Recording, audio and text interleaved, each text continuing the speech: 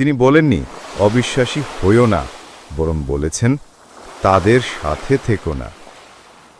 তার ছেলে উত্তর দিল, قال سآوي إلى جبل يعصمني من الماء قال لا عاصم اليوم من أمر الله إلا من رحم وحال بينهما الموج فكان من المغرقين।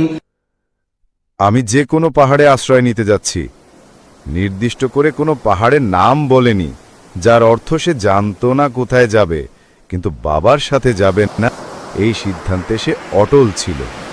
একজন পিতার জন্য এটা সত্যি হৃদয় বিদারক যে তার ছেলে জানে না সে কি করবে, তারপরেও বাবার দেওয়া সমাধান প্রত্যাখ্যান করছে।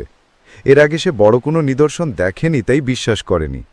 কিন্তু এখন, এমনকি যখন বাবার কথা শোনা ছাড়া তার কোনো উপায় নেই, তখনও সে বাবাকে প্রত্যাখ্যান করছে। আগে শুধু তার মস্তিষ্ক বাবাকে প্রত্যাখ্যান করত, এখন তার হৃদয়ও প্রত্যাখ্যান করছে। নূহ আলাইহিস সালাম তার ছেলেকে বললেন যে এখন কেবল রহমত নিয়ে ভাবো, ঈমান ও কুফর নিয়ে ভাবার দরকার নেই। আমরা জানি মানুষ যখন কঠিন বিপদে পড়ে অন্তত তখন আল্লাহর কাছে সাহায্য চায়। বিপদ কেটে গেলে তারা আবার আগের অবস্থায় ফিরে যায়।